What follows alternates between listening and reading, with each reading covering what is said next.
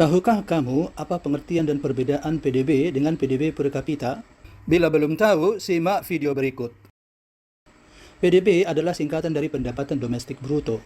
Secara umum, PDB diartikan sebagai pendapatan yang berasal dari produksi barang dan jasa oleh unit produksi baik warga maupun perusahaan dalam sebuah negara dalam kurun waktu tertentu, misalnya dalam kurun waktu 1 tahun. Dalam bahasa Inggris, PDB disebut GDP, singkatan dari Gross Domestic Production. Di tingkat daerah di Indonesia disebut PDRB, singkatan dari Produksi Domestik Regional Bruto. Dengan demikian, kita memiliki istilah misalnya PDRB Provinsi Jambi, PDRB Provinsi Jawa Barat, PDRB Sulawesi Selatan, dan sebagainya. Baik PDB maupun PDRB pengertiannya sama. Bedanya adalah PDB untuk tingkat nasional, sedangkan PDRB untuk tingkat daerah, yakni provinsi, kota, atau kabupaten. Cara menghitungnya pun sama. PDB berkaitan dengan tingkat kemakmuran. Semakin tinggi PDB suatu negara, maka semakin tinggi pula tingkat kemakmuran negara tersebut. Dengan kata lain, PDB dapat digunakan sebagai salah satu indikator pertumbuhan ekonomi suatu negara atau daerah. Berdasarkan PDB ini, maka dapat ditentukan tingkat pertumbuhan ekonomi suatu negara.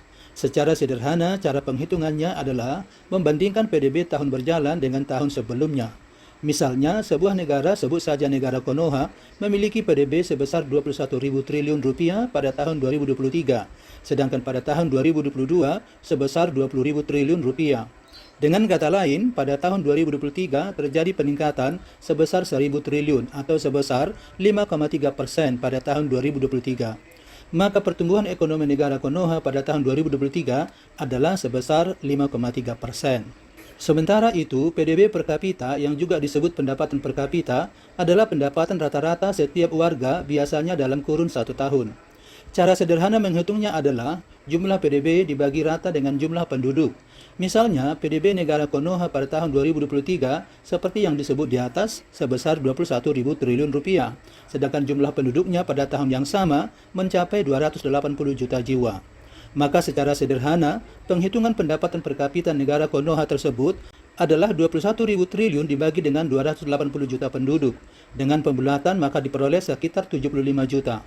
Dengan demikian, pendapatan per kapita negara Konoha pada tahun 2023 adalah 75 juta rupiah per tahun, atau setara dengan sekitar 6.250.000 rupiah per bulan, atau dibulatkan setara dengan 208.000 rupiah per hari, atau setara dengan 13,3 dolar Amerika Serikat per hari. Jika demikian faktanya, maka dapat dikatakan bahwa negara Konoha digolongkan sebagai negara kelas menengah atas. Sebab menurut Bank Dunia, negara dengan pendapatan per kapita sebesar 4,4 hingga 13,8 dolar Amerika Serikat per hari digolongkan sebagai negara kelas menengah atas.